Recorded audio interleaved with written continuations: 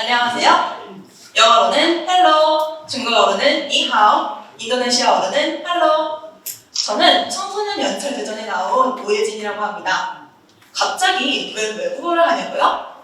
바로 저는 다문화 가정에 관해 얘기해 볼 것이기 때문인데요.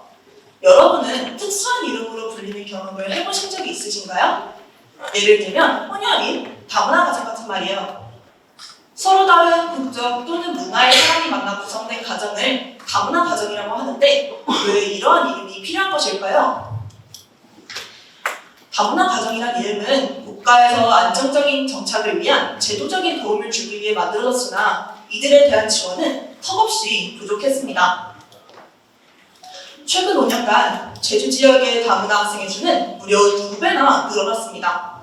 제가 초등학교에 다닐 때 저희 학교에 인도네시아 다문화 학생이 오게 되었는데 피부가 어두웠던 이 학생은 한국어를 할 줄 몰라 대화할 상대가 없어 늘 혼자였고 외로워 보였습니다. 만약 여러분이 이러한 다문화 학생을 만난다면 어떠실 것 같나요? 처음에 저는 다가기 어렵고 또 껄끄러웠습니다. 다른 학생들은 다문화 학생 앞에서 한국어로 알아듣지 못하게 놀리거나 비아냥댔고 그 말의 뜻을 모르던 다문화 학생은 자신을 놀리고 있었음에도 아무런 대응조차 할 수 없었습니다. 그걸 본 저는 그 학생을 돕고 싶다는 생각이 들었고 이후 저는 다문화 가정에 관심을 갖고 그들을 돕기 위해 노력하게 되었습니다. 여러분은 다문화 가족 자녀가 가장 많이 차별받는 대상이 누구일 것 같나요? 네, 바로 친구입니다.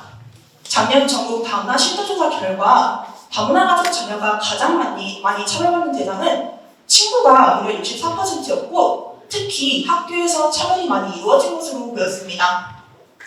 실제로 처음에는 그저 가벼운 장난이나 놀림을 받다가 결국에는 따돌림을 당하는 게 대다수였습니다.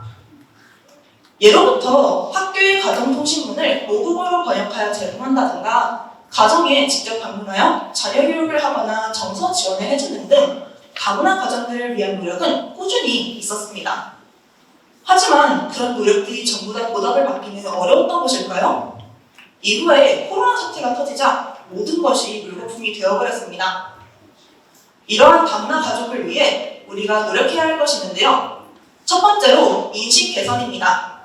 언론, 미디어 방송, TV는 다양한 매체에서 다문화 가정에 대한 긍정적인 메시지를 전달해야 합니다. 두 번째로 다문화 가정에 대한 이중언어 교육, 한시적 시혜성 지원이 아닌 지속적이고 확실한 지원을 해야 합니다.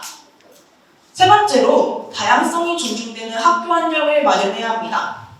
특히 제주에서도 다문화 가정이 늘어나고 있는 추세이기 때문에 학생들과 교원들에 대한 다문화의 교육을 강화해야 합니다. 앞서 말한 인도네시아 학생과 같은 다문화 학생들이 학교에 적응을 한다면 이후 사회에 적응을 하는데도 꼭 도움이 될 것입니다. 또 한참 유대감을 키울 시기인 청소년 때의 이해 교육은 반드시 필요하다고 생각합니다.